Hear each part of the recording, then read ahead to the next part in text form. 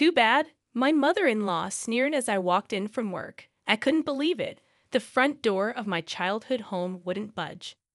Huh, it won't open, I muttered, attempting to unlock it with no success. Maybe the key was facing the wrong way? I tried again, but the locks had been changed. I was locked out, dumbfounded. Glancing up, I caught my mother-in-law smirking. Tough luck, she said, reveling in my predicament. That's when my frustration erupted like a volcano. Anger surged through me, but I knew reacting impulsively wouldn't help. Taking a deep breath, I composed myself. I wouldn't let her get away with this. Silently fuming, I glared at her, a form of resistance. I'm Linda, 40 years old, a regular housewife with a part-time cashier job. My husband James is 35, 5 years my junior. We got married 2 years ago after being introduced by a friend, and we don't have kids yet. James often travels for work, sometimes for months. Our peaceful married life was disrupted when my mother-in-law found out. I never expected her to be so vindictive, turning our days into a roller coaster. At one point, she insisted on living with us. James refused, but she persisted, causing him stress. Over dinner, he'd say things like, "Again today," with a strange smile. I felt guilty, thinking I was the cause of this added stress on him. There was a solid reason behind James consistently turning down his mother's request to move in with us. She and I didn't exactly see eye to eye. Back in my mid-20s, I faced a health issue related to female reproductive health and had to undergo surgery to remove one of my fallopian tubes. When I disclosed this to James, he responded with a perspective that still resonates with me today. "I'm not with you just because I want kids," he said, acknowledging that with only one fallopian tube, my chances of conceiving were about half that of the average woman. Despite being over 35, we agreed that children are a blessing, and we would let it happen naturally. However, my mother-in-law, right from our first introduction, hinted at wanting grandchildren. She insisted that we needed to act fast and would bring over people, including a seasoned midwife and a woman who had a child at an older age, to lecture us on pregnancy and childbirth. The pressure she imposed made me sick multiple times, with high fevers, migraines, and recurring stomach aches. James, witnessing my suffering, confronted his mother, and her nagging stopped, at least temporarily. His father had passed away a few months before our marriage talks, and she might have been reaching out to distract herself from loneliness. Knowing all this, James consistently refused her offers to live with us, understanding how stressful it would be for me. Yet one day, she showed up unannounced, having followed me from my workplace. James, furious, confronted her, but she acted as if nothing happened, bringing a large suitcase with her. I nervously asked if that suitcase was, by any chance, packed with her stuff. As expected, she confirmed it. I couldn't shake off the feeling that, given her proactive nature, this unexpected visit might lead to us living together. Judging by the increasingly stern look on James' face, it seemed he shared the same concern. Ignoring our apprehension, my mother-in-law delved into her suitcase, revealing some documents to James. The color drained from his face as he stared at them. "Mom, what do you mean you've terminated your apartment lease?" James exclaimed, leaving me too shocked to utter a word. It was beyond unexpected for her to give up her own apartment. Now, it seemed we had no choice but to let her stay. As we exchanged worried glances, she calmly stated, "If things go on like this, I'll end up homeless. With my husband gone and James being my only child, what'll I do if I'm left out in the cold?" Though she sneaked glances our way, it was evident she was doing this on purpose, fully aware that we had no option but to agree. Annoyance sparked within me, but I hid it, responding with a forced smile.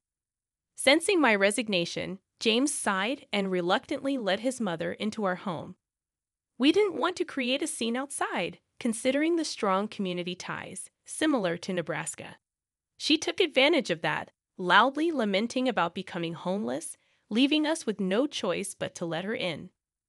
James held his forehead and apologized to me in a low voice. but I assured him there was no need for an apology. Glancing back at my mother-in-law, she barged into our home, scanning it as if sizing up her new territory. As if on cue, she swiped her finger over the shoe rack. Neither James nor I were neat freaks, and we usually cleaned over the weekend, since it was Friday night. We hadn't cleaned the shoe rack yet, so her finger came away dusty. She shot me an accusing glare, berating me for not being able to keep the house clean, despite her own apartment having its fair share of dust. It was clear she just wanted to pick a fight, and my shoulders trembled in response. While I wanted to retort right then and there, I've always been the type to hold my tongue. Understanding that upsetting her would cause more trouble, I kept my cool and apologized to navigate the situation. Little did I know, this was just the beginning of her nitpicking. Despite the natural quirks of our aging house, she complained about the hallway floor creaking and insisted we change our too-hard sofa. After all, this was mine and James's living space. If she was forcing her way into our lives, she should be the one to adapt to us, right? But she refused to see it that way. Every time James attempted to reason with her, she skillfully deflected with some excuse, from demanding expensive tea to insisting on having sweets always at hand. She became unbearable since moving in. Just a few days with her had me feeling down in the dumps. To make matters worse, a week after she moved in, James suddenly had to relocate for a little over a year for a client only he could handle. He looked down, clearly feeling guilty. I tried to cheer him up, promising to hold down the fort while he's away, and saw him off with a smile. That's when my mother-in-law really showed her true colors. She never complained when James was around, but that night she criticized the meal I made. I've thought this before, but your food is bland. Did you even use salt? And there aren't enough side dishes. This lacks in both nutrition and presentation, she commented, escalating from mere criticism to dumping the meals I cooked right in front of me into the trash as days went by. I tried to adjust the taste to her liking, but she seemed bent on tormenting me. In the end, I reverted to cooking the way I liked. Of course, she still complained, but if she's going to throw it away anyway, I might as well cook it how I like it. Angry at how I handled things, my mother-in-law started gossiping with the neighbors when I wasn't around, spreading nasty rumors about me, despite everything being a bunch of lies. Since the neighbors had known her since they were young, they brushed off her stories and often consoled me, saying, "Must be tough, huh?" That was the only silver lining. As the days went on, my spirit gradually wore down. I began mindlessly shuttling between work and home. A year passed since I started living with my mother-in-law. Lately, she started ignoring me, and the atmosphere at home became so oppressive that I decided to work full-time just to avoid seeing her as much as possible. Then one day after work, as I tried to unlock the front door, the key wouldn't fit. Wait, why won't it open? I thought, trying again. On closer inspection, I realized the locks had been changed. I was shocked. Never in my wildest dreams did I think I'd be locked out of my own house. Suddenly, I felt someone watching. Glancing into the living room next to the entrance, there she was, my mother-in-law, with a sinister grin plastered on her face, looking right at me. "You're out of luck, aren't you?" she sneered. That was the last straw. I felt a volcanic eruption of anger surging from the depths of my heart, trying to take over. Knowing that acting impulsively wouldn't help, I took a deep breath to calm myself down. I wasn't going to let her have her way. Fuming inside, I shot her a dirty look. She probably expected me to break down, beg, and make a scene. Not going to happen. Quickly shifting gears, I turned on my heels and headed to a nearby motel. After informing them I'd be staying for a few days, I decided to use this place as my base. I didn't have many personal belongings, and the essentials I'd need could be easily bought. With that, I decided I didn't need to return home anytime soon and ignored all the calls and messages from my mother-in-law. Soon enough, I got a call from my husband James. I figured my mother-in-law probably spouted off some baseless rumors, so I thought I first had to clear up James's misunderstanding. However, it turned out that wasn't necessary. I heard from Mom. You ran off. She's the one causing trouble, right? I'm sorry, Linda. I wasn't around to help, and you've been through a lot. Can you tell me what happened while I was away? James said, his voice filled with concern. You're too kind. You probably kept quiet, not wanting to burden me, I replied, relieved. I explained everything to him. I intended to keep it brief, but before I knew it, an hour had passed. James listened quietly, occasionally nodding. When I finished, he simply said, I get it, and asked me to leave the rest to him. Within half an hour, my mother-in-law called. You made James mad at me. You probably talked behind my back, huh? You're such a nasty piece of work, she accused. That really got to me. All the emotions I'd held back during our time living together came rushing back. I took a deep breath and let it all out, confronting her with every feeling I had inside. I've only told the truth. Unlike you, I don't go around spreading lies to the neighbors or engage in sneaky, malicious behavior, I retorted. At my words, my mother-in-law was taken aback and fell silent. It seemed I hit a nerve, and after that, she threw nonsensical and emotional words at me. However, I let them all go in one ear and out the other, thinking in my heart, just keep talking. A week passed in a flash. I returned home after a long absence. The locks had been changed, so I couldn't enter directly. Reluctantly, I rang the doorbell. Suddenly, the front door was flung open, and my mother-in-law, looking like she'd seen a ghost, appeared. Though I hadn't seen her for just a week, she looked like she had lost weight. With little inheritance left from my father-in-law, all she had was a meager amount of savings. Her appearance told the tale of how little she truly had. The moment our eyes met, she shouted, Where have you been? I've been in such trouble because of you, you useless daughter-in-law. She seemed to have more to say but stopped mid-sentence when she noticed my husband James standing behind me. Huh? Why is James here? His work assignment isn't over yet, is it? She muttered. I didn't just decide to come home on a whim. My concerned husband took some days off and decided to come back, I explained. Seeing James's unexpected return, my mother-in-law looked visibly shaken. From her reaction, it was clear she had never shown this side of herself in front of James. He had some idea about what was going on from what I had told him. He was shocked to witness his mother's true nature firsthand. However, his shock quickly turned to anger, and he lashed out at her. There's no way I can continue working under these circumstances. The most important person to me is Linda. I work for my life with Linda, and if Linda is in trouble, of course, I'm gonna come back, especially if it's because of my own mother, James declared. My mother-in-law weakly denied it, but James cut her off, telling her not to make excuses. I jumped in after James. I've kept a diary of everything you did to me. James had already read it, and the diary contained more horrendous acts by my mother-in-law than he had imagined. He was appalled, I said. My mother-in-law looked away guiltily, muttering some excuse. Now is the time to speak my mind. I took a deep breath and told her, This house is inherited by me. It's not a place where you can do as you please. I want to live here with my husband. But you don't belong here, she protested. You didn't have to say it like that. She tried to argue, but I retorted, Isn't it clear that being vague doesn't work with you? After all, you always speak your mind. With me, it's only fair that I do the same. Defeated, she said nothing, shrinking back. Well, it's about time we settled this, I declared, taking another deep breath and deciding to tell her the truth. We've already started the process to sell this house.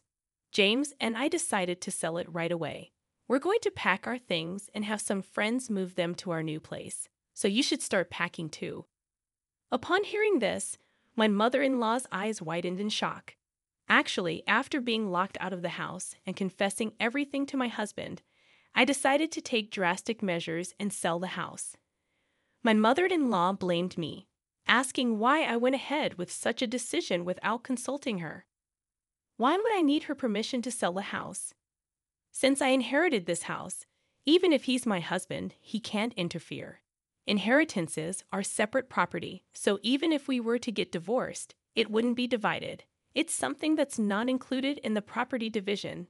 To begin with, my mother-in-law has no right to say anything about this house. That's why I thought there was no need to consult her. I might have told her if we had a good relationship, but she forced us to live together and made life hard for me. Why should I be considerate to her? It's the house I live in with my husband, so I did check with him, and he backed me up, saying I could do whatever I liked.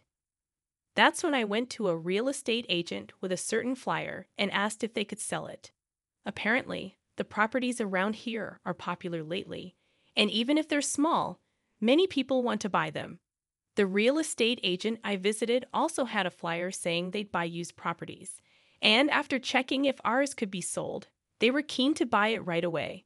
There seems to be a couple around here who want to open a cafe, and my house is just the right size, easily accessible, and has parking, which is a plus.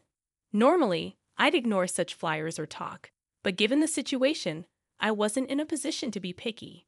As soon as I met with a couple interested in buying, they said they'd pay a good price, but wanted the house handed over within 2 or 3 weeks. I agreed immediately and told my husband about it. My husband found us a month-to-month apartment and said we could live there for a while. When we told my mother-in-law all of this, she was shocked, not expecting things to have progressed so far. Ignoring my mother-in-law, who had turned pale, we went inside the house and started packing. Being a minimalist and with a husband who often travels for work, we didn't have much to pack. In about 3 hours, all our belongings were packed in boxes and suitcases. Our friends helped us handle the heavy furniture and appliances. Before we knew it, dusk was upon us, and the western sky turned a deep red, accentuating the sorrow of my mother-in-law, who stood there lost in thought. Then we hopped in our car and headed to our temporary apartment. That evening, as expected, the phone rang with a call from my mother-in-law. I answered while my husband, James, was in the shower. I had an inkling about what she'd say, but I listened to her anyway. She had always been quite assertive with me, but given her current situation, she probably didn't have the spirit to act that way. She pleaded in a soft voice, like the whine of a mosquito. I apologize for everything I've done. It was all my fault. I never realized you, Linda, felt this way. I never intended. I'm sorry. Can we live together again? Her voice, trying to be sweet, made me feel uneasy. Did she really think she could win me over with just those words? I'm not that simple. If it had been a matter of a day or two, maybe a simple apology would suffice. But after enduring a year of mistreatment from her, there was no way I could forgive her for trying to sweep everything under the rug with just a sorry. Thinking that an apology like that would suffice just shows how shallow your thinking is. I have no intention of forgiving you. Both James and I are thinking of cutting ties with you. The phrase cutting ties seemed to panic her even more. She rambled on, trying to appease me, but it was too late. After all her attempts to sabotage me, involving others with her lies, the audacity of expecting forgiveness was just too much. Suddenly, James, fresh out of the shower, heard her voice and yelled into the phone. She let out a small cry and hung up. We didn't hear from her after that. I blocked her number immediately, and James just sighed in disbelief. She was already in deep trouble, but little did she know what was awaiting her. Some time passed, and the day to hand over the house approached. She seemed to be in a rush, packing her stuff. But apparently she hadn't finished. When she moved in, she only had 2 suitcases worth of belongings. However, after James moved for his job, she'd made a ton of purchases online and at yard sales. Considering she was spending so much, she probably had nearly drained her savings or even her husband's inheritance. Yet that spending had backfired. There was just too much stuff to pack. When James and I went to check on her, she yelled at us, her face red with anger. You two decided on this move. You have to take responsibility and find me a new place. But as I calmly revealed a shocking fact, her face changed from red to pale. Hey, mother-in-law, did you really dip into our savings just because yours ran out and you used up your husband's inheritance? We had kept some cash aside for emergencies, and to think you actually stole it.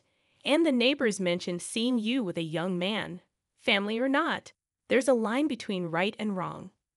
Recently, she'd been completely ostracized from the neighborhood. Of course, the reason was because she spread ridiculous rumors about me.